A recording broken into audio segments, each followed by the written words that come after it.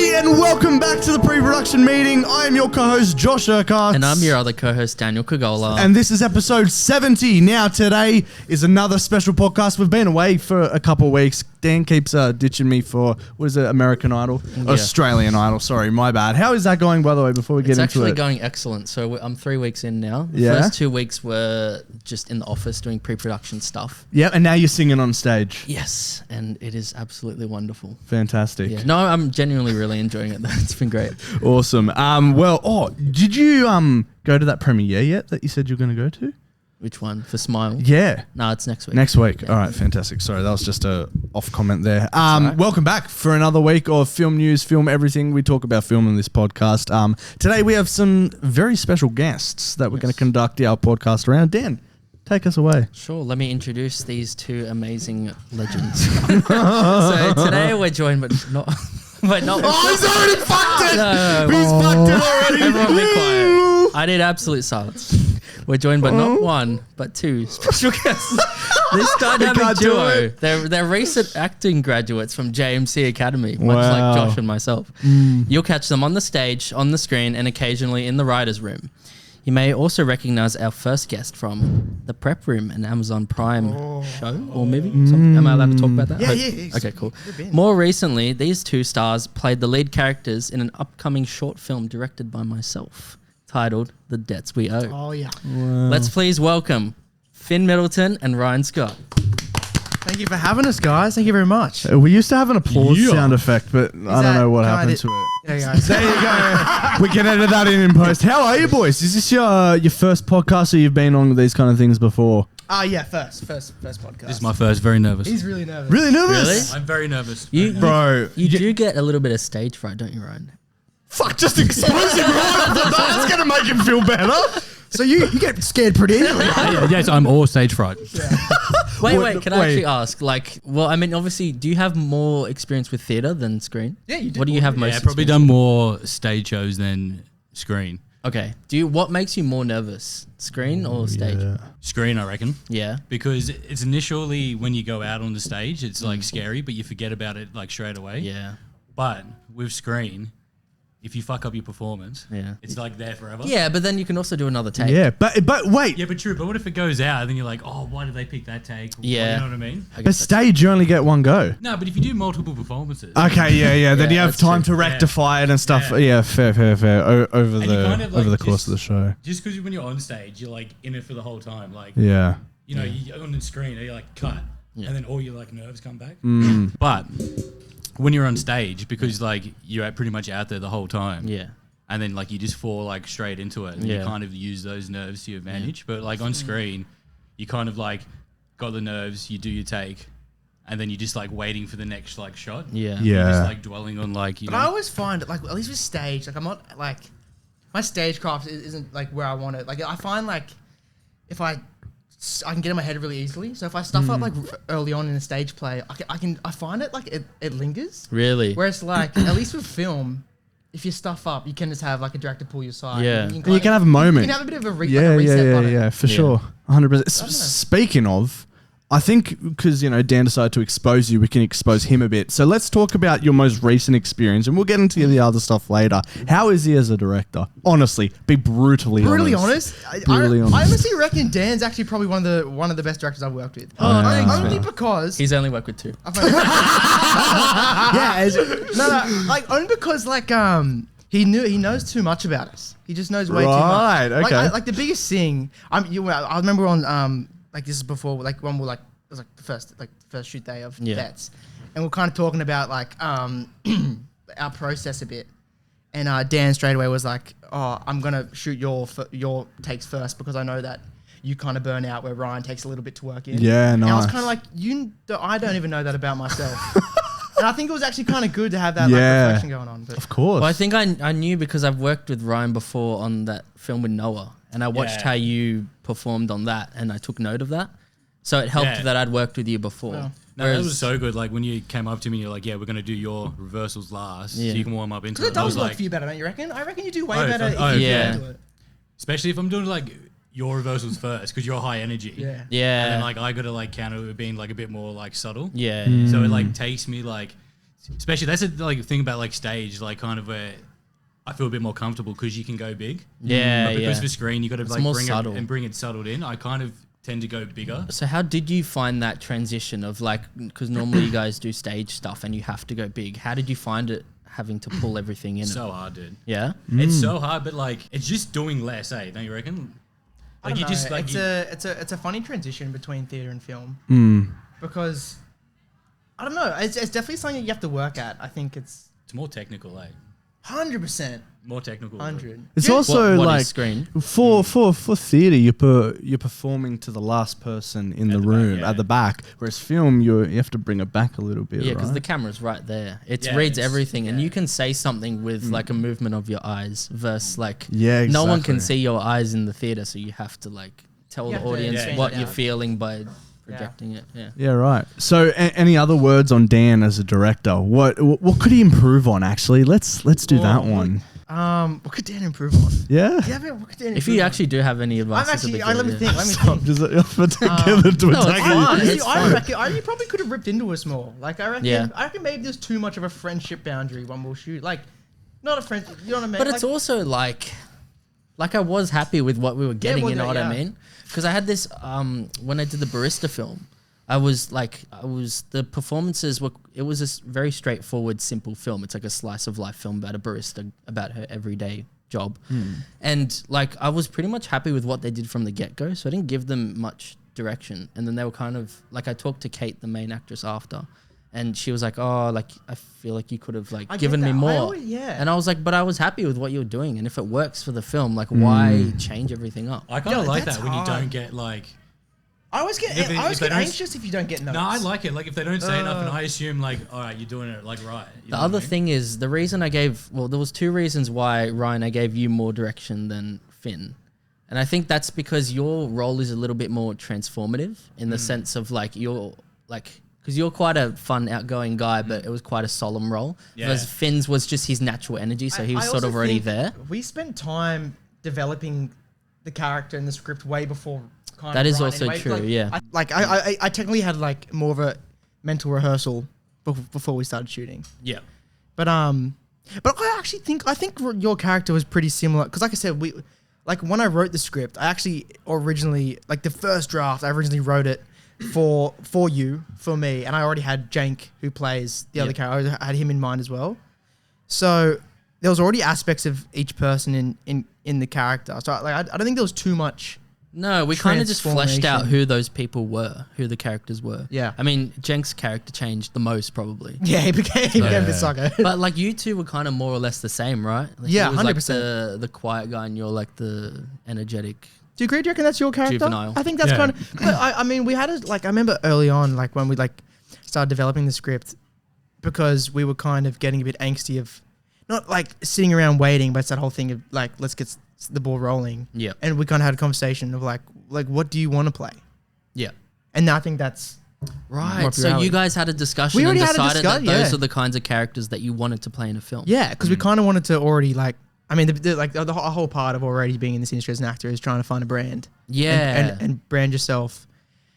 And the easiest way to do that is just to write something with that brand in mind. Yeah. So, I mean, everybody here is going to see this film soon enough, right? And I want to know, I mean, this kind of is where we can branch our questions off, but if you guys could give us like a brief kind of introduction to, your journey in this industry up until now, and that includes theatre as well, so people can get like a bit of a background, and we can then go deep into your acting and your preparation and stuff. So, Ryan, you can take it away first if you want. Hook in.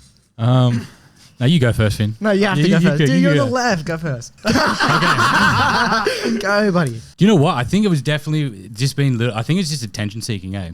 Like when I was, he was just destined for stardom. Like when I was like younger, it was full like just attention seeking, like wanted to be known, wanted to be famous, and all that. There's nothing wrong with that. We all kind of want the glory for a long time. And just like being like you probably did it too, like being the class clown and like everyone like looking at you and getting the attention. That's like what it started out of.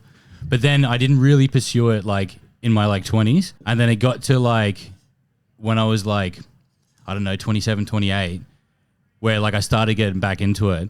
And it's just like, I think it's escapism, eh? Yeah. Like that's pretty much like why I do it now. And it's just like, it's like my therapy, you know what I mean? Yep. Like telling the stories is just like my therapy now, which is like I'm glad I'm pursuing it now, because if I just was doing it just for because I wanted to be famous kind of thing, Yep. it's never going to work out, you know what I mean? Yeah. Especially because there's like no money in it. It's like sometimes you go big stretches without like any work. Yeah. You got to have like the love for it. For sure. And I think that's what my love for it is. It's like just to like escape and like a bit of like therapy, you know what I mean? Through like storytelling and whatever like that. I had a similar revelation as well. Like, I mean, I've always loved the process of filmmaking, and like I started with stop motion and all that kind of stuff, and then it became about live action film and all that kind of stuff. So I've always kind of loved the process of creation stuff since I was a kid. But there was a time, I think, when I was like 17, 18, when I started film school, when I really, you want to be the next big thing, you know? You want the fame, the glory and all that. And then I think when I was around 23 and I had a little bit of a mini crisis, that was when I kind of realized like, no, I should be doing this for the love of what I'm doing. And I'm going to keep doing it because I love doing it, not because I need to be the next best thing, you know what I mean? Did you have a similar moment like that, Josh, or you've never really cared that much? When I was younger, man, I wanted to be a singer. Have I showed you my little albums that I made when I was a little kid?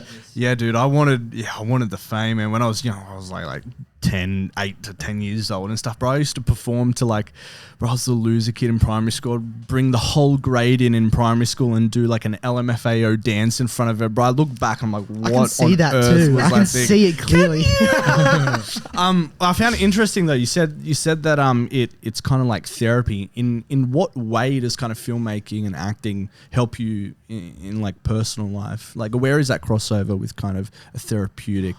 I don't know. I guess it's just like self-hatred and you get to be someone else. You know what I mean?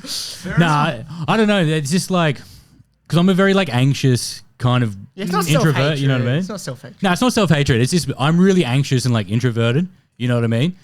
So my only way to like get out there is to like do the acting and be around filmies and all that. Yeah. And especially like meeting like filmies, because heaps of them are like kind of introverted too. You know what I mean? That's why like they're behind the camera. So I get along there. But that's like, I know it sounds corny, but that's like, I can't really like articulate and like express myself. But when I'm doing work with like the film or on the stage, you feel like you can actually, you know, explain yourself and do stuff. Yeah, absolutely. Part of something. Yeah. That's absolutely not corny at all. That makes 100% And it's so sense. good because like even like our like all the debts, right?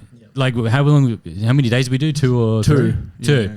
In that 2 days, you feel like everyone's a part of your family. You know what I mean? Yeah. Like you feel way closer to the people than like in just a span of 2 days. Like you feel like you've been hanging around them like months and months, and it's only been like 2 days. You know what I mean? And then imagine doing like a feature film. I know. Or something that's like. It must be heartbreaking at the end when it's but like, or you know what makes me tear up? Like when you see the end, like behind the scenes of, you know, Harry Potter, the last one, when they have like the final day on set, where everyone's like, I'm like, oh, that would have been so heartbreaking. Like imagine like 7 years of your life and like growing into an adult and stuff. And 100%. say goodbye to everyone. Apparently they did that with like E.T. as well. Like they filmed the movie in like order. So when the little kid actors had to say goodbye to the alien because it's the last day of shooting. Oh, it's actually goodbye. And they're actually saying goodbye to everyone. And so the kids were actually like... That's so good. That's what I'd love to do, like a TV show. Yeah. I'd love to spend a couple years. Well, I with it. mean, you were uncredited on Bump, weren't you? Yeah. So you have been on a TV show. I guess so. Wow. We'll actually get into that, but before we jump to you, so then continuing your journey, right, from when you were a kid and you wanted to, you know, act and stuff like that, did you get into theatre first, screen first? What? No, it was theatre first. Yeah. So it was like little like theatre classes. Yep. And then that's why I applied for AFTT when it was, because the head of acting there, I already worked with him with these classes. So I was like, if I auditioned for him, because I was going to try NIDA, but NIDA, like, did you ever want to try for NIDA?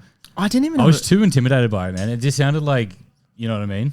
Did you train at NIDA, Finn, or do like a workshop or something like that? Yeah, I did. I trained at NIDA recently. Did a couple American workshop stuff. Nice. And how was that? That's good. I enjoyed it. I had this conversation with someone the other day, and this is like, because I remember like I didn't understand that there was like a training involved with acting, which I'll talk about when I get. But it's like when I started looking into schools, I promise you this isn't naive. I didn't know like about WAPA or NIDA. I just literally searched up acting schools in Sydney, and FTT popped up, and it was the first thing I applied to because I thought that was the route you go down. And then while I was at AFTT, then I discovered NIDA, and I was kind of kicking because I don't regret going to after school, but I thought, man, like NIDA looks like it's But half our teachers were teachers from at night anyway. But then obviously obviously, going back to do those, like I went and did a bunch of short courses at night, and that was it's a fantastic school. It's pretty cool.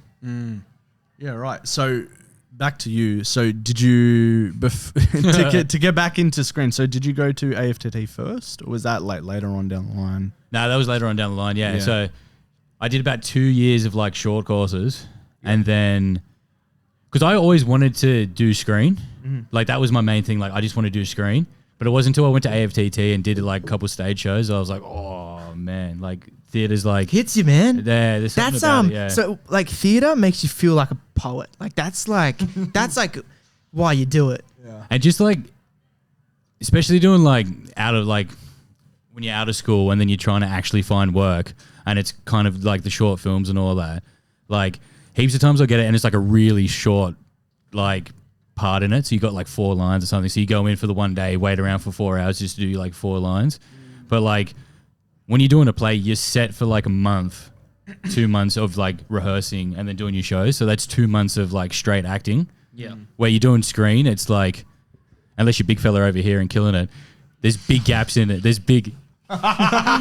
like, you know what I mean? But even you have it sometimes. Like, there's big gaps in between like filming, and it's just 100%. like Even so for painful. filmmakers, we like as a freelance filmmaker, we have big gaps as well. Yeah, and the it's just you get real antsy and like, you know what I mean? The only way I've gotten around that, and maybe there's a way you can do this as an actor, it's sort of to give yourself diversity in the work that you do. Because like for me, it's like I made directing my number one priority, but around that I do other things. So I do like production assistant roles, like working on Australian Idol right now as a PA. I always wondered that. Is there like, obviously when you were studying, because we kind of touched on film, we actually went to school with filmies when we were at AFTT. We shared the building. Do you guys, like when you're studying that, do you already know, because obviously I'm not too educated, but there's multiple roles. Yeah. Are people that go into that going, hey, I want to be a gaffer, or hey, I want to be a sound, I want to be a director, or does everyone kind of go in, hey, I want to be a director, but I'm going to do these too? If people don't know much about the industry going into it, which is often the case because you go to film school to learn about films, right? Then they go in wanting to do the roles that everyone knows. So like directing, producing, cinematographer. And then often along the way, they figure out, you know, what they actually want to do, which might still be that, or it might be something different. They might want to be a gaffer. They might want to be, I don't know, sound engineer, whatever. Yeah, we had like in our assignments, like in JMC, they would when we would do assignments, there would only be a certain amount of primary roles, which were like director, producer, cinematographer. Then everybody else, as a part of the assessment, had to be a secondary role. So everybody got experience one way or another with like continuity or gaffer and kind of like that. They get experience and they that's what they end up wanting to do. But also when you're a cinematographer, you're usually not only a cinematographer. You're usually, you know, freelance cinematographing, and then you're helping out as AC or gaffer. Yeah, right. That's kind of It's more of a change around, especially in the camera department. But yeah, with the majority of us, I think it was just a little bit of an experience. But then again, like Sam, who was continuity on the desk we owe, she works with me at Channel 10, and she'd never studied film or whatever. I just remember meeting her and her talking about how she really wants to get into script supervising. I'm like, holy shit. Yeah, see, there's like this little niche roles where I'm like, does someone actually be like, not putting down the role, but say like continuity, someone go, I want to. She did, and that's why I was so surprised. I'm like, oh, we got to get her on some film. So sometimes, that's cool. How did she kind of know about that role if she'd never really had any experience with film? I think it was one of her mates who was in the film industry that was telling her about it, and she was like, oh yeah, that seems about right. So I think you can go every route down the road, really. But yeah, we'll bring it back to you again. That's a good. All right, where are you at now? Yeah, that's the thing. Like, the big gaps, like, always sound like, because even though we finished studying, I'm still doing like acting classes, and I think that's like what you got to do for like throughout, because like you never got stop. these gaps, you got to keep like, it is like a muscle, man. You know, you got to like keep working it out. So you always got to like find those things. But that's the thing, yeah. Like looking into like writing my own like short films and all that, because it's getting too hard, like kind of going to auditions and you get no all the time. Yeah. So it gets to a point I'm like, I've just got to do, like, if I'm going to act, I've got to have to like write a character that I know I can play and then like get it done. And I think very much in this industry, it's about proving what you can do. Like even as a director, it's like nobody's going to hire you to direct something if they don't know that you're capable of doing it. Yeah, which is why we have to make our own short films and stuff and show, hey, I can direct. This is what I can do for anyone What's to that consider loophole hiring of us. like, how do you get work without already having work? Yeah, exactly right. But that's the thing, we're lucky just because we got like, because it's all digital now. You don't have to buy a film that used to be like really expensive. Like it's real easy to make your own content now. And like it's YouTube, so it's so easy to like get your content out there. Yeah. So you might as well just like be doing that instead of just waiting for like the phone call. That being said though, like playing devil's advocate here, because it's so easy to do that now, it means the market is way more oversaturated than it used to be. So yeah, there's two sides to the coin. But at least you can still like do stuff, you know what I mean? Like Massive. unlike back in the day when like to actually film, like you have to spend like you know, you can do it like on your phone, dude, and you can still get like a good short film or even like features out of it, you know what I mean? Now you did mention that it's getting harder and harder to kind of hear no over and over again. Yeah. And I want to ask you specifically, right? Like, how do you handle rejection or criticism in an industry that's like so harshly kind of filled with it? Does it get easier over time? Nah, it still hurts, but I think because usually if I hear no's and all that, I got this guy, and then we can just film our own stuff. Yeah. But I think lately, because he's been like busy, and then he's, you know what I mean, and then like I've had like transit new jobs and all that, like I haven't been able to time to like film my own stuff. So then you just kind of get like, I think you just get stuck in that thing, like you just feel worthless and like, nah, I can't do it, I can't do it. But then that's why I love like, because I got this like acting class, you go there, and that's kind of just makes you go like, get the strength to go, yeah, you're going to hear this all the time. And it's like, do you know what helps me? You got to remember it's like a marathon. It's not like a dash, you know what I mean? Spot on, yeah. That's what like I always go back to. I'm like, this is like a marathon, you know what I mean? And then you kind of compare to like famous actors out there. You're like, but yeah, they did it for like 10 years before they actually That's exactly right. popped off, you know what I mean? Like it takes a long time. I know to do it. I definitely felt that pressure of like wanting to achieve so and so by a certain time frame. Do you, I mean, as actors, the pressure must be even more immense, right? Do you guys struggle or deal with that? I I kind of wish like I started it when you started it because I was a big fan of like Skins, like, you know, the teen drums. I always wanted to be on that. Now I can't be that. I got to be like the teacher or something, you know what I mean? But then you kind of like, I think you're just happy for like what you get, you know what I mean? Like, because now like, before I started acting training, like what my like idea of success was, being an actor was so much higher. But we talk about it all the time, like doing this all day, like that's such a win for me. You know what I mean? Like that's like so productive for me. I think that's what it's about. You have to redefine your idea of success. And this comes back to the whole glory thing, right? It's like we always think of success as being like well known by the world. But why does that have to define success, right? Like why can't we just achieve happiness by being able to do this thing that we love, right? Yeah, that's like good to go back to, and then it gets easier, and then like the kind of rejection from the sting of like rejection only lasts like a day instead of like the whole week and all that. But yeah, like sometimes it's a project you really want to do, and like you think you nailed the audition, you don't get it, like that can like last a bit. But I think just saying like active, that's what like. Because it's always going to be there, but you just keep moving forward, you know what I mean? And you kind of need it because it fuels like whatever you're doing, like hearing no and the rejection and all that, and even like the criticism towards it. That's what fuels like your performances and like keeps you going. Yeah, absolutely. Just touching on it real quickly because we were talking about success, and that was actually one of my questions is, I mean, you both can actually answer this, is like what does success mean to you as an artist, and how has your kind of definition changed over time? And ending that, what is your kind of definition of success now? We kind of briefly touched on it, but success is a weird thing. I think, I mean, like I said, what you said about the debts over like that weekend, that's such a win in my books. I mean, being able to, I mean, obviously as an artist, as whatever, you know, being able to put like your own work out into the world. I just like being able to put your own work out into the world. I say it's success. You're adding to the abyss of, you know, you need art to live, and that's you're giving yourself out. And I mean, like the whole point, I mean, in my mind, success is being a part of the human experience, you know? And I think that's, I mean, not saying our story's silly, but a funny little story like the debts, if that puts a smile on someone's face, that's success. That's what we're talking about. It's just, Don't you reckon? Yeah.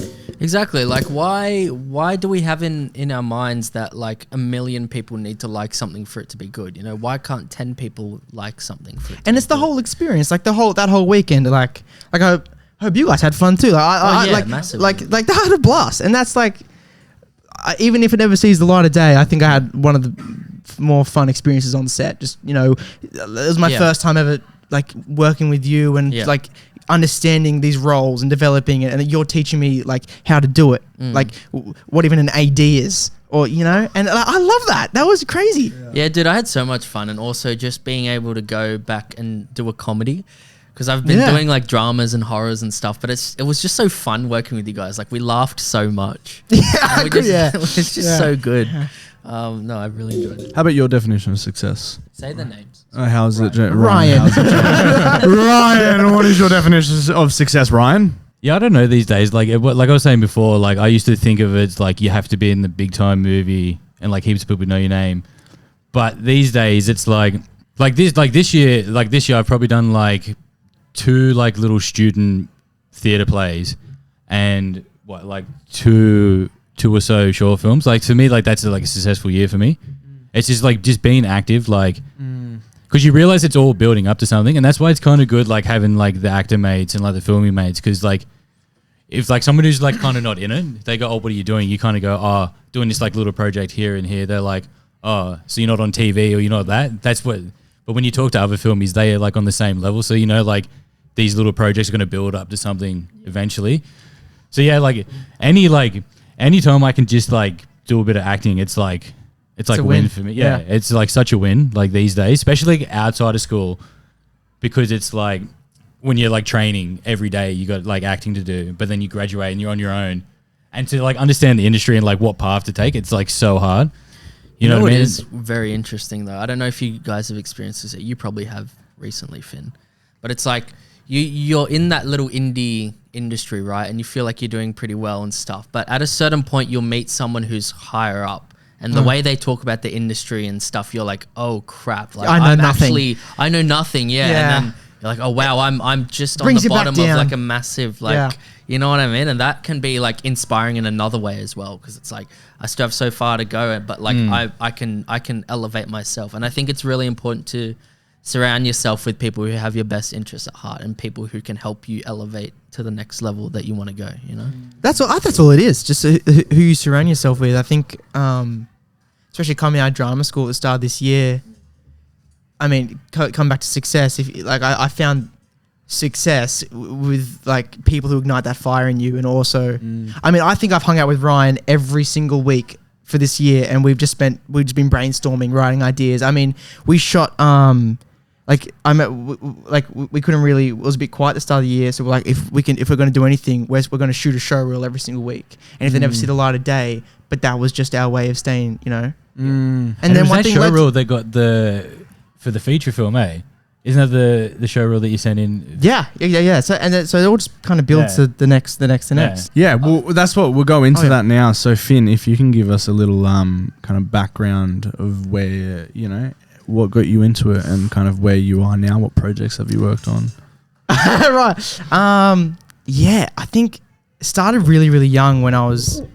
Oh God, I don't know. I would have been like 10, and I think I assume like a lot of young actors. I started just with an iPad and a next door neighbor, and we would just shoot silly little films, and would host like movie nights for the street, and then kind of like as I was going through high school, kind of discovering who you are as a human, and in the background I was doing classes at this place called Mad Cow. Because I grew up on the Central Coast. And it was cool. It was very much like Deborah's class that we did. There was a lot of improv, a lot of Space Jam. And it was like a youth acting class. And so every single week during high school, I was doing this one day a week acting class. Not thinking I'm going to be an actor. Just it was that thing of like escaping, kind of like telling stories on the side. Just it ticked a box in my week. And I was coming out of high school, and I did metals and engineering. I did construction. I was about to get a trade.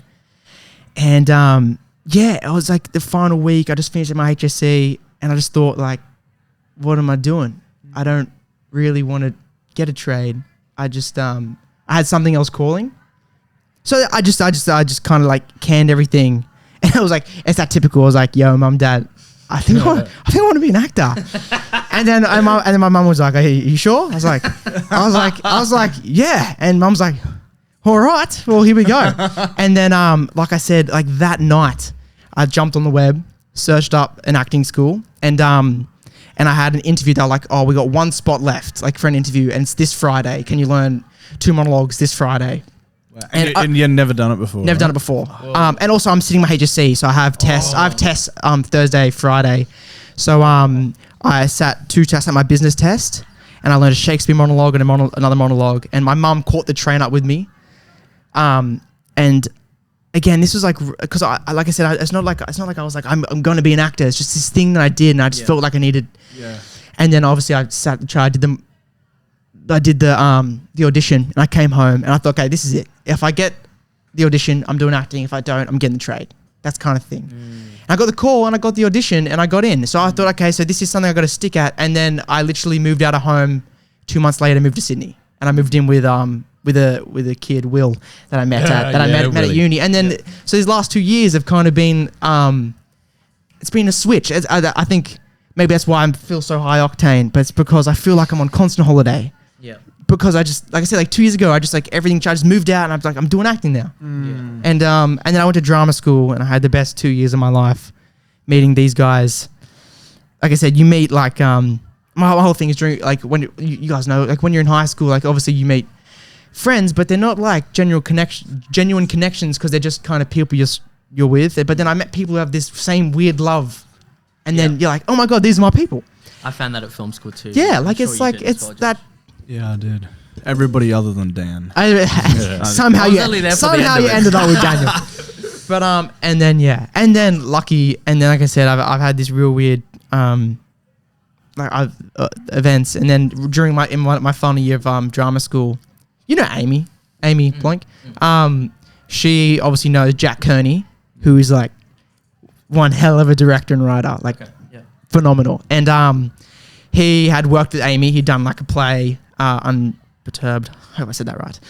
He did a play with her, and he was shooting this. He was shooting this film, and Amy goes, "Hey," she sent me a message saying, "Hey, Jack's trying to cast this role. He still hasn't been able to do it. Do you want to send in a self-tape?" And I thought it was for a short film, because I'm still in drama school. I was like, "Yeah, let's do it." So I just quickly. I'd never done a self-tape before throughout my life. So I just kind of set up my phone. I did it before work, and I went off to work, and then and I ended up getting the role. Jack sent me an email like a couple of days later saying, "Hey, would love you to play the part." I was like, "Cool, my first short film." I got the table read, and it's like 100 pages. I'm like, this doesn't feel like a short film. This is like one of Josh's short films. You bitch. 40 keeps going. And I turned to Amy, and I was like, "Hey, this is a short film, right?" And Amy goes, "Yeah, I thought so too." Yeah. And now I shot a feature film. Yeah. And I had probably one of the best experiences. That was my first experience ever on set, and I worked, and it was I could not, like, it was crazy. It's so cool. So the prep room was your first experience on set ever. And that I did a little bit of research on that last night. So was that they wanted to find a concept that they could shoot a feature film in like 7 days or something? Yeah, so it's a 5-day feature experiment kind of, well, not experiment, but I think because Jack, he just released a documentary on like the behind the scenes. Yes, I saw a little bit of it. Yeah, I do my research, guys. Look, I was going to say, you know too much, Josh. He knows too much. But he dropped a little thing, and even stuff in there I didn't even know. But yeah, I think because he even said himself, he focuses. He's not big on like these big budget things. He wanted to focus on story and character, and it's like, what can I do in 5 days? And that's what it is. It's this film is set in 2 rooms, 2 classrooms. It follows 6 kids leading up to their the time before their debate. And like I said, the premise is really simple, but you just follow these characters. And but you know what really helped? We had like weeks leading up of like pretty intense rehearsals, which so kind of like, because I think Jack on the day would have to get in there and just run and gun. Like some days we'd film until like 3 a.m. in the morning. We just kept So going. What would you do in these rehearsals? It honestly felt like theatre. Like we hired a space in like the rehearsal space in New Theatre, and yeah, it's just like theatre. Like we kind of like blocked out the room, and we kind of we rehearsed the scene, and then we pretty much like, you know how like on most sets you would explore and find on the day.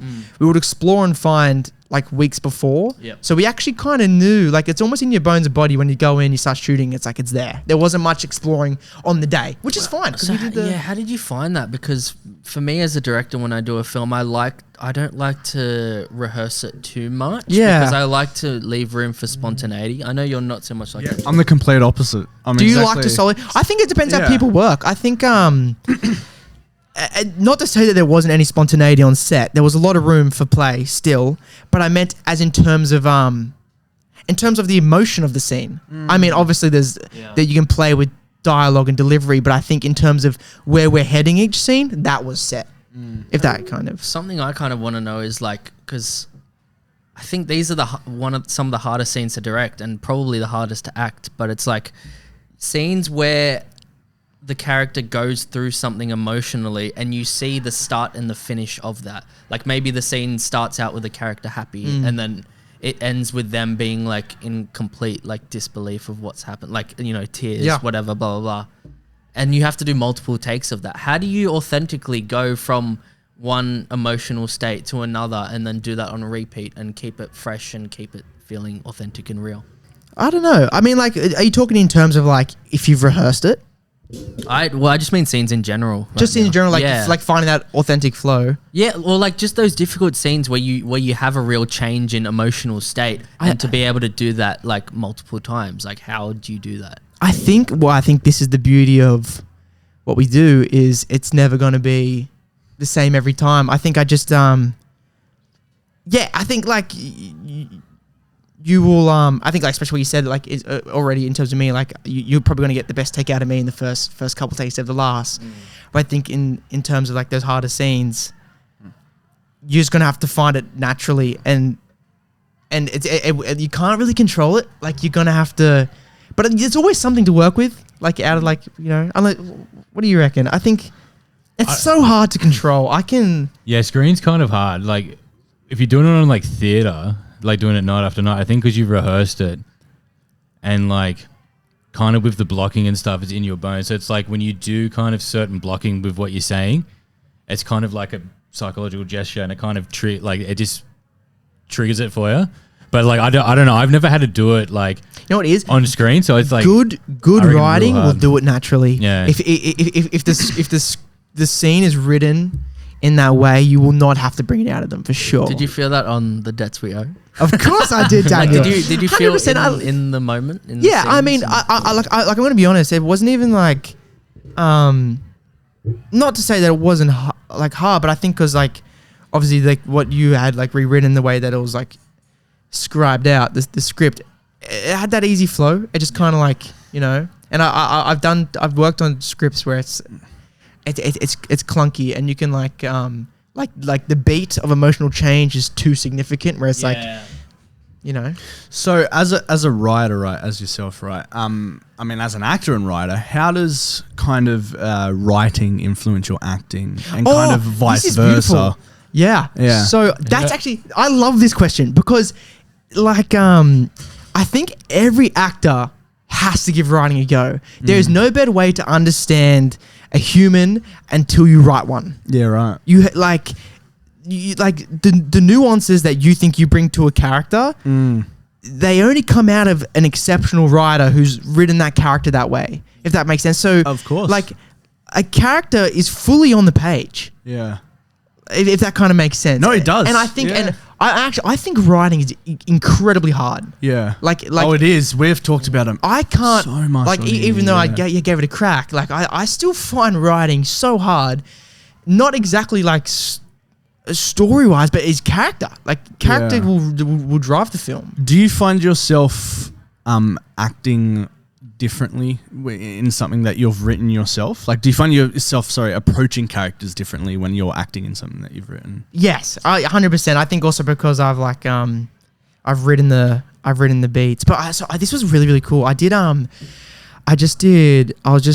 masterclass with Les Chantry, and in his class he was talking about I hope I quote this right, but a reactionary formation, where it's when and again, I'm not quoting this exactly because he said it in a way more intellectual way, but it's like when a human hits like a certain emotion, they actually end up doing the opposite. So like say like someone hits like but they get so angry that they actually start laughing because what are you doing? Like, are you serious? And now writing, and obviously that was an acting class I took, but now writing, I understand that humans do that, and you can write that into a script. That is so pivotal that you bring that up, because I think often a lot of times, and myself, like struggling with or learning how to write over the years, and I still have such a long way to go, but it's like you might think that you know and understand people, and then you go and you try and write it and you don't really know how to replicate it exactly.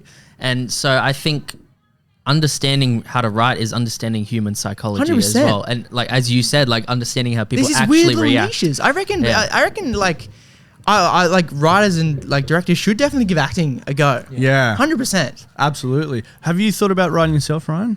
Yeah, I tried, but it's hard. What did you struggle with? Do you know what? It's always the dialogue, you know what I mean? Yep. 100%. Like even like trying to write, like you say like a lad character, like an Eshe character. Yeah. Like I talk Eshe all the time, but when I try to write it, I'm like, that's not how they sound. That was You know our what I biggest mean? problem It's with so the hard. debts. We did like a rehearsal and we're like, this is too, like it's not like cliche enough. Like we need to try. We struggle even to this day writing dialogue. I know, like we both have our own challenges. Sorry, I wanted to touch back to what you said before about how like you can only act well if there's good writing. Yeah. But sometimes great actors actually make mediocre writing into a good performance if they know how to 100%. elevate what's on the page. Yeah. So it can go both ways. I think. 100%. I think especially with certain soaps and sitcoms, that's definitely the case. Is actors elevating it every day. And I think the way you do that is to understand what the intention is of the writer there, what they're trying to actually bring to the screen with the dialogue or with the character, and then just elevating it to a point where they're doing that or bringing it or maybe twisting it in a way that's more engaging because the actor understands the craft. Oh, And yeah. I think that's Yeah, what yeah. it's all about. It's understanding the craft, right? And with writing, because it's not just about writing characters that sound like real people. It's like you've got to fit it into what a film is, right? And then again, there's what's structure real? and there's flow and there's rhythm and there's optimizing. Like it's not just a complete representation of real life. No, Because then it's never. just going to be people jumbling for hours and it's boring and it's shit. 100%. Although I did get told, I haven't done this personally, but like a tip that I got taught in JMC, I don't know if it was Carell or not, but he was like, a good way to learn how to write dialogue is just go out and literally voice memo record people having conversations and stuff like right. that. Yeah. I mean, the way that I write and what's helped, Just repeat that one for me, guys. just Just say that again. that was a really good conversation you guys were just having. Literally, but it's just like the little innuendos and stuff that you get and the breaths. I don't know, you learn rhythm and stuff that way. I think what helps me when writing dialogue, and I think it's definitely helped me over the last couple of times, is when I'm writing, before I put it on the page, oh man, I look like a crazy person. You'll see me in my room talking to myself, doing all these little accents, and if it sounds convincing when I'm saying it out loud, Yeah, 100%. then I'll put it down on the Yeah. page. But that's helped me. But let's get back into what we're talking about now. You've had experience on a feature film. You've both had experience on shorts. You've had experience on a big Australian TV show, Bump. I don't exactly know what you did there, but we'll get into that in a second.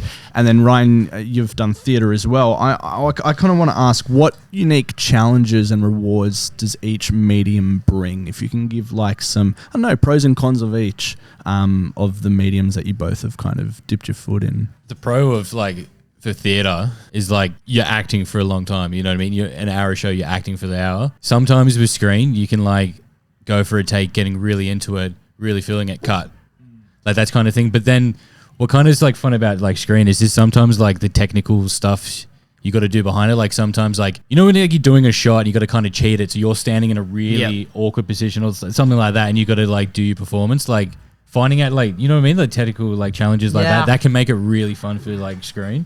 Yeah, I think I think that like the best so like say with theatre, you spend a lot of time working with other actors than you do like obviously crew, and then with like film, there's actually there's way more people behind what's going on, and I think it becomes a lot more.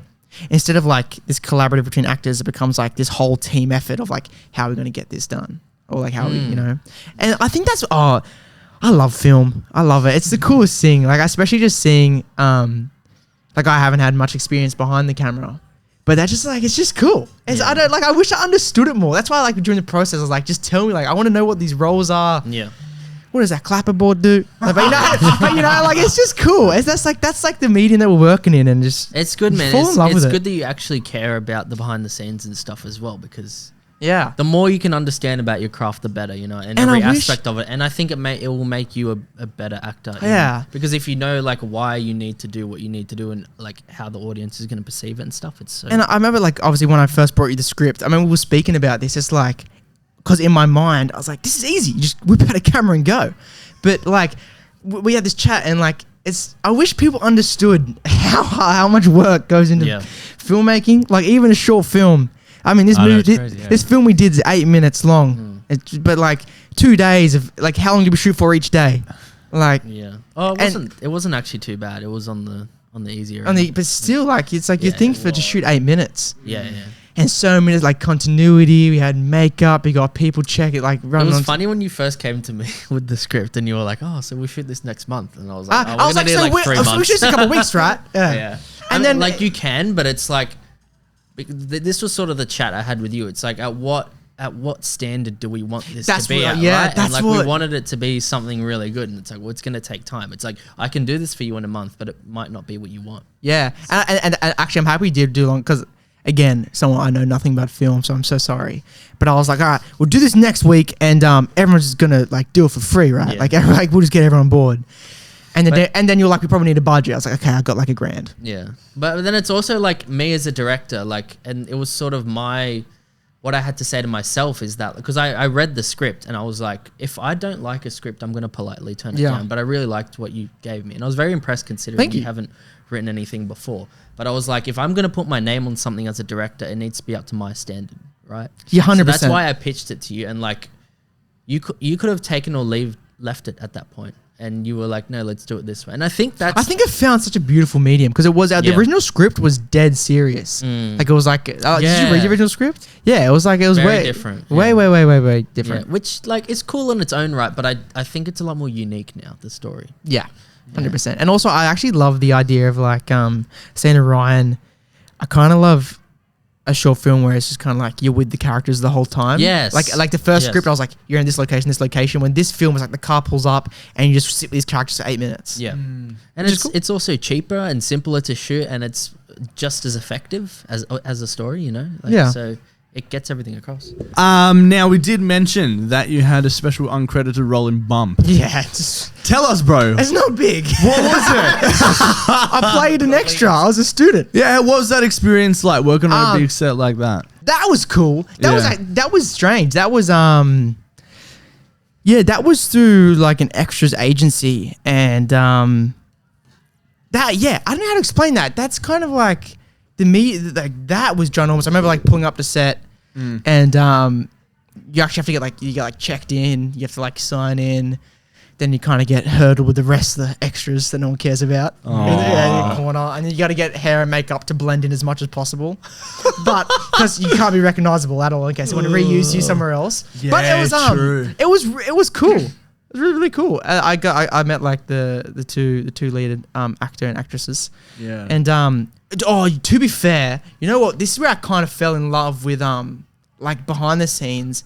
The director was like setting up a shot. We're shooting like I'm in like episode 1, season 3. Like there's like a I don't know what to say. Like who's in school and what's the teacher called?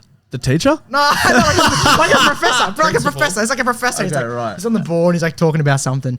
And the director's like set up this big dolly, and he's like, ugh, he wasn't like that. But he's like, I don't like that light. And then all of a sudden, like 10 people just went up in the roof, just fucking. Oh, can I swear? Yeah. They just like took the lighting rig out. They had like Sparkies on set, and they just took the lighting rig out in like 5 seconds. They're like, "How's that?" And he's like, "That's okay. That's fine." It's actually, I must say, Josh, it's a pretty cool feeling when you're directing something and you tell someone just to fix something. Yeah, you just see him do it. It's like, go fix that light for some reason. Yeah, you feel so privileged, and like when you do like these, when you do these smaller roles, and then like you are directing something, it feels weird because you're like, oh, I want to go in there and like change that lens, or like I want to do this or do that, but you have to like. It would be a cool feeling just to make everyone do something for you. Yeah, it is cool, but it's also I feel bad. Like I'm like I want to do it for them. Someone get me a glass of water. Yeah.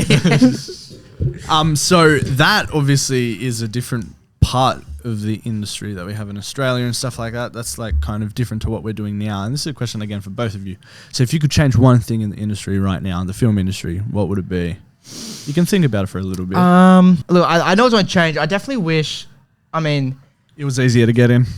yeah, I wish it was easier to get in. I know this. I wish. I definitely wish representation was better. Like, I mean, not even trying to be an idiot, but like coming from two white blokes, like that's kind of still majority of the roles you even see in Star now, or like any, And I have friends, like we know friends who still like really struggle with.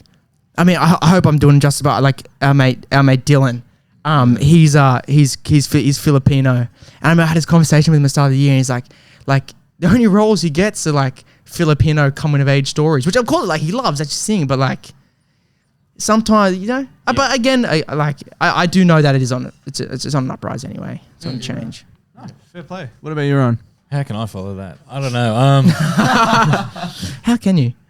Personally, just for you, what would you? I wish Australians like did more like movies over here. Yeah. Like I wish we did. Yeah, for sure. Like I wish we told more Australian stories. Oh yeah, because we can do it. Like, because there's not enough. Like, Aussie movies being made and like television anymore. It's either like really good or it's really bad. There's nothing in between. Yeah. Because we're not like pumping out enough. Like I wish we did more of that. You know, it's what like I mean? every 3 years you get something like Talk to Me, where everyone's like, "This is great." Yeah. And then Oh my god, it's like nothing. you haven't watched anything else. Yeah, and then in America, it's like, oh, every year there's 300 great new movies. Like, Exactly. Yeah. And just like if they did it more, we get more comfortable with like the Aussie dialogue, you know what I mean? Yeah. You know how like Talk to Me did it good? Yeah. Yes, and it's not like 100%. hammed up and like, I can't watch most Aussie stuff. Yeah, exactly. But I think it's like that. I think it's like that tall poppy thing. It's like I don't. It's so hard to watch the Aussie accent back at you. But I think if it's a good movie, I think it's just getting used to it because you watch movies like Animal Kingdom, exactly, Two Hands, or like anything, and they're amazing, and you don't even notice the accent. Like, I think you're just conditioned. Josh and whoever. Josh, I think there's something wrong with you. No, because I used to think that as well, but then it's like I just feel like you haven't watched enough good Aussie stuff. I don't think I have either. Yeah, because it's all shit. It's not. What are you generally? You're just like, what have you seen? You've seen Mad Max. What else have you seen? Is that what you've seen, Mad Max? No, I've seen more of that, bro. You've seen Mad Max and Talk to Me. Anything else? I've seen Babe. Does that even have dialogue? I've seen a couple episodes of Heartbreak High. Heartbreak High. That was actually decent. I loved it. We watched it together. Pretty good, What a good show. I thought that was good. Have you seen the second season? Yeah. Is it any good? Yeah. Yeah. It's real good. Okay. Real good. It's not as good as the first, but it's still like The original series or the first season? The original series has like 8 seasons. I haven't seen No, it. I'm talking about, got a lot. I haven't seen the original one for ages, but no, the new one. It's good. Yeah. Nice. Secret Life of Us, you saying that? So, I mean, as you guys you both have had quite a bit of experience, which means you've worked with a whole bunch of different people as well. Actually, this is like a two-parter question. Number one, because I've heard this on, I think it's a podcast that I listen to, but I want to know the worst note a director has given you. Oh, because I'll know. It was Dan when he said It's actually just the other day. The worst night I've ever. Just do it again, but happier. point the balls in the direction of the liar. That was a good note too. That was a good note. I can't think about like direction, but I can think about like when you're going for an audition, you got to do a self-tape, and the part of the script they've given you like how like no context of no context, and like it's all like action. It's like you do realize it's just me on the tape. Like I can't like you know what I mean? It's like how do you want to bounce off? Yeah. Like you're you're getting supposed in to a be fight with someone. You're like, ugh. Yeah, I know. Like it'd be stuff like you get that too. You know, you get those self tapes. You're like, how do you like do this? Like, Yeah, I think that's like every self tape ever. Yeah. That's No, but every you know, audition. it's usually like a back and forth with Yeah. the thing. But like I've had like stuff where it's like, Oh, yeah. you know what I mean? It's like Yeah. there's too much. Like I can't explain it, but there's like stuff going on. You're like, how can like I do that when it's just I love me, auditions where it's you like know? you have to kiss them or punch them, and you got to navigate Yeah. that to a camera. Yeah. Yeah. You know what I'm talking about? It's like Yeah. get away. It's like that one I just did. Also, You know why that are one Like I I think I did? got one. I was talking about like spaceship doors opening and like fog and all that, and then there's like one line, and I'm like, I have like, what do you want me to do with that, come in bro? peace. Also, like, why the fuck are they requiring a kissing scene in a self tape? Yeah, or like They just give you really weird. Like you read the whole script, and you're like, the why didn't hell? you make me do this bit? Like, why have you made me do But like, this why bit? include the kiss? You're not I gonna be honestly able think you to gotta do know it. because a kiss face is important. Like, you What makes the perfect kiss face? The perfect kiss face? I reckon eyes open the whole time. Like I reckon, like wait, show it to the camera. I reckon like that maybe. I reckon Oh shit! Yeah. So, what about you, Finn? What's the? the worst note. I think a lovely director, lovely. I don't want to even. He's a good-looking man I as know- well. I know you're gonna laugh. You may or may not be in this room. Daniel, Dan, I think you're gonna laugh when I say this because Okay. I think you might know, but I got. Okay. So I overheard this direction get given to someone else, and it was like pretend you're a dropped can of spaghetti. I can see what you're getting at. Yeah. And I thought that was I awesome. think I know who you're talking about too. Actually, I thought that was good. I thought that was okay. I can work with that. What? Wait, so you're saying that's good or bad? I don't know. I think because I'm saying like I didn't get the note. How do you do I that? didn't get the note, but someone else got the note, and I was like, I wonder how they're gonna work with that. Yeah. What was the result of that? How did they Do you know what? embody that? I don't know. I was like, pretend you're a dropped can of spaghetti. Like I think it's relax.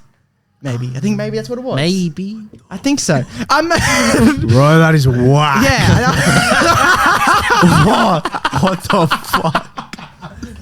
That is nuts. Bro, that was by a director. Yeah. Yeah, crazy. So like, okay, all right. Now I think this could segue good, but like people like that, right?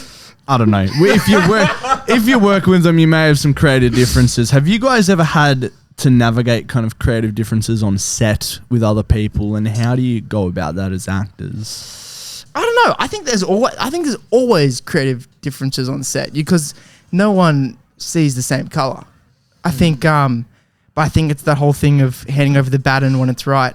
Like, I don't know. I think are you talking in terms of like working with directors or with other actors? Yeah, both. Yeah, I think definitely. I think when it comes to working with another actor, there's definitely is that room to be able to like actually be like, hey, I don't think this is working. But I think when it comes to like working with the director, it's their film. I mean, if they want something, they. Although, like within reason, me as a director, I like to hear bits of advice from. Do you like? Or like I like to know what the actor's feeling, because like the thing is, the director doesn't always have the answers, and sometimes I want to know like if an actor feels like something's not right for them, like what they suggest instead. You know what I mean? So you'd rather you actually like But- enjoy like if an actor was like, I don't think this is working. It's like within reason, Like- right? If they said that for every take, I'd be like, all right, come on, like. Have you worked with an actor like that? No, not really. No, I've been pretty fortunate. I've had some pretty great actors in my films. I mean, the way I direct, and Dan knows this, is very inviting. Like from the get go, one of the first things I tell my actors is that, you know, it's my job to kind of get them to the point on where they're one with their character, and from then they should know their character better than I do, right? Because they're now in their shoes. So from there, we kind of rely on each other. I don't put anybody below, don't put anybody high. Everybody's kind of on an equal standpoint where I invite them from the get-go to come and give me, you know, if they think some piece of dialogue is better for the actor, come tell me. If they think, you know, So my you're happy with character that, would yeah. absolutely. Not everybody is, but I Yeah. feel like me and Dan are with the kind of the way that we direct. But I think it's very important, and I've said this over and over again, because if you invite an actor or anybody, you know, on set to kind of be a part of the process, especially an actor, is if they feel like they have an emotional connection and they're putting input, you know, to the story overall, they're going to give you a better performance because they then have creative input in the process, which is how it should be, because they should eventually get one-on-one with the character. Well, I so agree with that. I don't want to come across as pretentious. not at all, but man. I think like it's like this when you've been working with a character as an actor, when you're working with a character for quite some time, you like it's just you actually do kind of understand. And I like I've had experiences where I've said to a director, I've been like, I just don't think he would say that. Like I don't. Yeah. Or like just like a little. And that's change. totally fine, and that's good within reason as well, because we want to know. So like the way like. Different directors are different. Some are more dictators. They want like, hey, this is how I want the film to be, kind of thing. But I see directing as like more of a filter, right? So I take in all the ideas from everyone, and then I like have the overall vision. So then I take the ideas that are good and suit the story, because story is always what is most important. And I filter everything into that story and the 100%. Ideas that complement that, right? So I love when, like, you know, makeup artist gives me a suggestion for something that'll be good, production design, it's a big, like, actors, anything anyone who has suggestions, because they're gonna have ideas and things that you didn't think of that make the film better, right? Well, again, I'll come back to like that rehearsal that we had at in the space, like with yours, and then and we made some of the dialogue so much better. Even together. the drive home, like Ryan was like, I just don't think he would say it like that. Yeah. Which Which part was that about? The money part. The money part. You know the thing? We don't care who you rooting. Yeah. Oh yeah. Do we end up we don't fixing care that? who you rooting. Did we fix that? Yeah, I did. Yeah. Did you? Yeah, pretty sure I did. Yeah, pretty sure we did. Yeah, cool. But yeah. Do you reckon when you guys like directing, or like say like when you're like having rehearsals? Yeah. Have you ever struggled to like just get the character to translate? Because I always think this is hard. Like I think. Again, like what I was saying before, I find this so interesting. It's like as an actor, so if you give me a character, and that's based off someone you know, which 9 times out of 10 it probably is. Like you know, so that character based off someone you know. I don't know that person, so I'm just going to give you what I think. You know what I mean? I like it's always like it's very hard for two people to think of the same character. So there always is like a middle point that you find. Yeah. Or do you reckon sometimes they just hit the nail on the head? Yeah, I mean, that's kind of what casting is, right? It's like casting someone who suits that. Yeah. But also, you always have to be open to new things. And you don't always know how that dynamic is really going to feel. And that's something I was really pleasantly surprised when we were doing rehearsals for Debts We Owe, because it was like, I realized how strong the contrast was between you, Jenk, and Ryan's characters. Yeah. All three of you had different dynamics that in unison worked in a really harmonious, even in personal, hilarious and fun way. And you could feel the chemistry between all you guys in a way that was so entertaining to watch. So I think casting is so like underappreciated. 100%. Well, I mean, when you're in this kind of indie side of the industry, you're usually your own casting director. But you see later as things go on, and you know you have more money and stuff, and casting directors are super important. They're even thinking about making it a whole Oscar category, casting itself, because it is. I think that it should. Be, yeah. It's like I had an experience the other day where I was doing like a chemistry test. So I'd already been cast, and I got to kind of understand it a bit, and so a new person would come in and read with me, and I kind of got to see how the table would work. I'm like it really isn't personal when you don't like you're saying like it's. I think it's easy to not get down here and know all the time when you realize that it's actually just like maybe you're a horrible actor, but maybe you remind them of their sister. Yeah, but most of the time it's not you're a horrible actor. It's you're just not fit for that role. Yeah, it's you know very what I mean? rarely personal. Like, if you're at least half. So don't get down, buddy. No, for Ryan, it is. Don't. It's always personal. Get him out of here. Not you again. But you do that. I've done it like on your auditions. He's blacklisted. I am blacklisted for sure, dude. For sure. They don't return my calls. But like, guys, I've been But you do see that, like you see like who you lost the role to, and you're like, yeah, I see. You get it. Like you see exactly why they got picked. You're like, why was I auditioning for that role?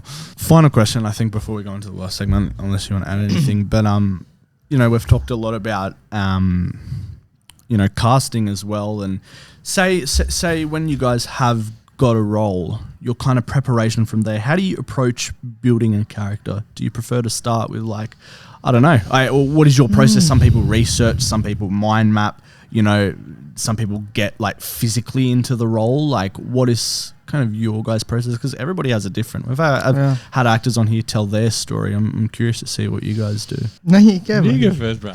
I think it's hard. It definitely does change. Like, I mean, it's that whole, everyone says it. It changes from role to role.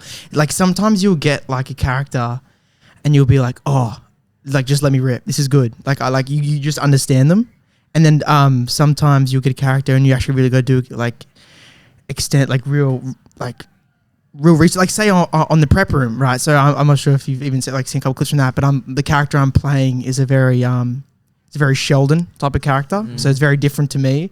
So straight away, I work with Jack on this, but I'm like straight away we've got to build physicality. Yeah. Because I'm not going to be able to get into character on that side. So it also came from like a kind of like a robotic kind of eyes, dartiness, kind of like this kind of movement. Then from there, then I could actually kind of work. And then say on another project I'm working on, the character he's similar to me in certain ways. So what I would do is obviously you find out, what like the whole like what they want, what they're like their shoulds, and then I love to journal. I love to just journal like in their brain. Like you just like kind of put in some music. You're in there.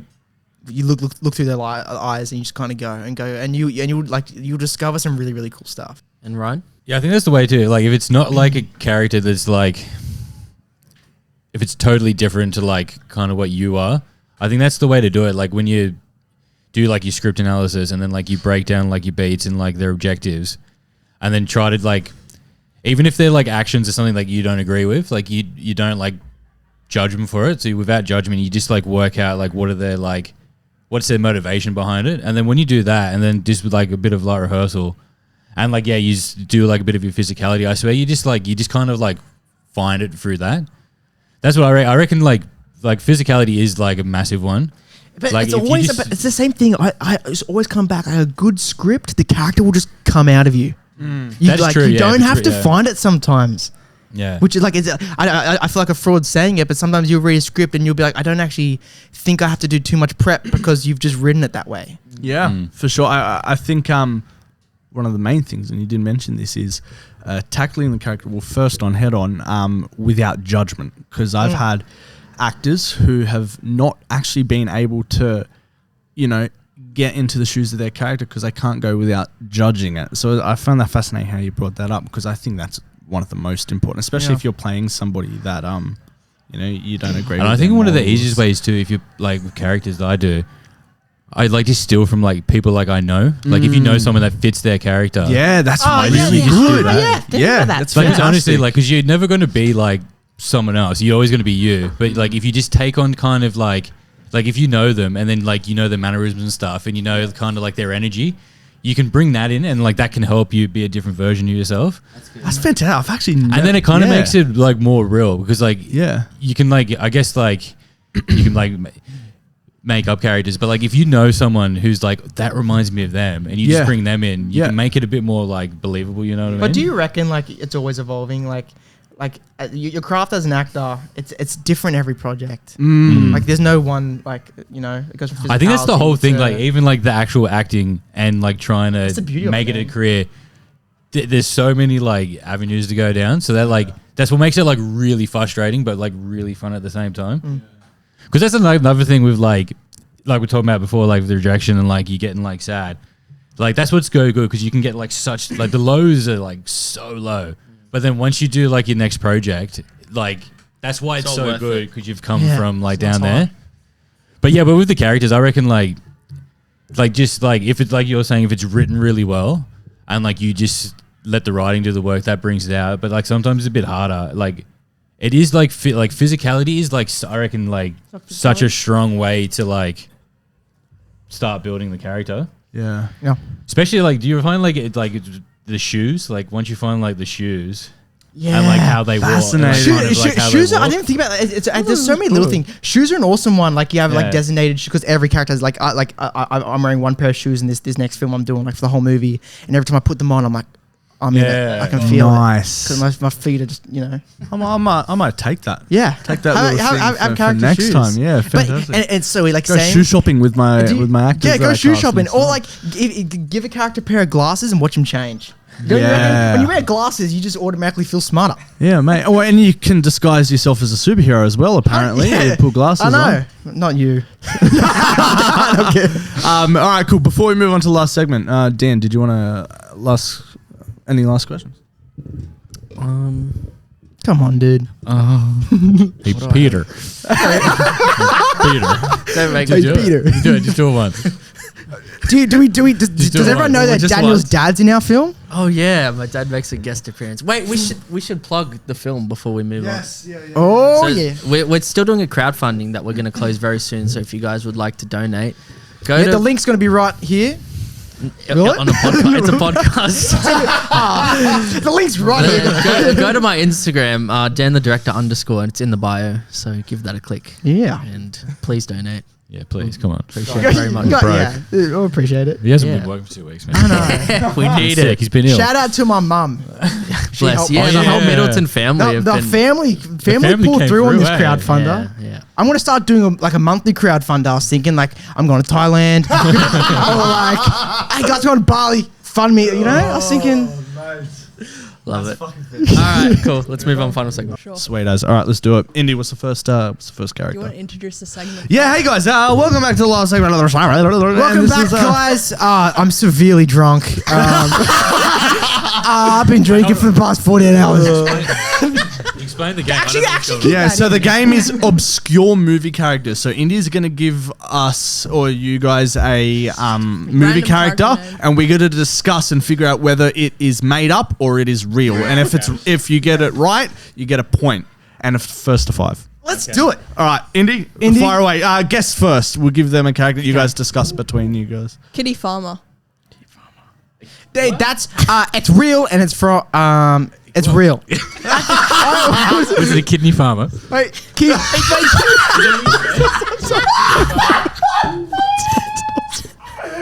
Kidney farmer. Wait, you said kitty farmer, right? Kitty. Not kidney farmer. Broken ending. Wait, is it? I heard kidney. It's the dude from Bones and All. Kitty Farmer. Kitty Farmer. Yeah, Kitty Farmer. Yeah, is it from a? Yeah, it's real. I'm gonna say it's from Exo Kitty. Is that a unanimous decision? Yeah, go on. Yeah, it's real. From what's it from? Donnie Darko. Oh, yeah, and you don't even know that. I love that movie. Alrighty, I love that movie. let's go. What's our one? Kidney farmer? Kit Fisco. Oh yeah. Oh wait. Say it again. Get Kit close. Fisco. No, because it's Kit Fisto, isn't it? From Star Wars. actually, you're wrong. You said it differently though, right? I probably just pronounced it wrong. Oh, okay. Well, Real. I'm gonna say real. Real? Yes. Oh, okay. You just said it wrong. Yeah. Actually, as a matter of fact, I made this up at like 2 a.m. So. All right, sweet. Oh. 1-1. Wait, did you get that right? Yeah. Okay. Oh, we're sure. Well, is someone keeping? I think so. Okay. Yeah. Lionel 1-1. Littlewig. Sorry, say again. Lionel Littlewig. Can I get country of origin? Can I- No. Wait, just can I have a sentence? Use it in a sentence, Use please. a sentence. The character Lionel Littlewig is in a film. Damn it, you go. That sounds familiar. I'm going to do real. I'm gonna go. Yeah, I'm gonna say real. Real. Fake. Ooh! Dun-dun. All right. What's that? Oh, wait, where's it? Oh, yes, fake. All right, yeah. From the imagination. I was like, where's it from? Shep Proudfoot.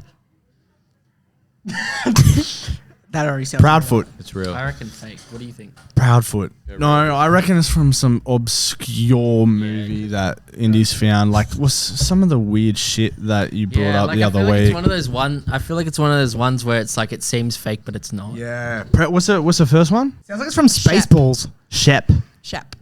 Proudfoot. Yeah, it's Proudfoot. for sure real. Okay, let's say real. Yes, it's real. Yeah. What from? Fargo. Fargo. The movie or the show? I don't know. I haven't seen it. Okay. Yeah, shit. All right, cool. 2-1. Well, I think we could probably call that 1-1 still because there was a bit Whoa, of. whoa, whoa. I think we'll just. Okay, go. Agent Sonar. Real Paw Patrol. Fake. Oh, no. You set this up for us to Why'd you say real? I was going on your back. Okay. Next. Yeah, what's that one? Milky White. That's what these boys are called. Yeah, I heard. That's our team name. That's our team name. The Milky Whites. That's it. Last night. All right. Okay. I don't even know. Okay. Let's discuss this, right? let's break it down. Milky Whites. All right, Milky. Let's start there. Well, yeah, Milky. What character has Milky? Whites. There's that music artist Milky Chance, right? It's kind of What the what? Daniel, you can leave, mate. Milky White, unless it's what character do you think it would be? Like a cow or? I don't think it's real. White. No, you don't think it's real? What do Yeah, you because think? we can't decide on like a. It just seems like a little bit too like fake. You know what I mean? Yeah, fake. Let's say. It's fake. Real. Fuck. What's it from? No. Where's it from? Into the Woods. Into the Woods. Oh, what the? What's who- it? Is What? it one of the? It's a cow.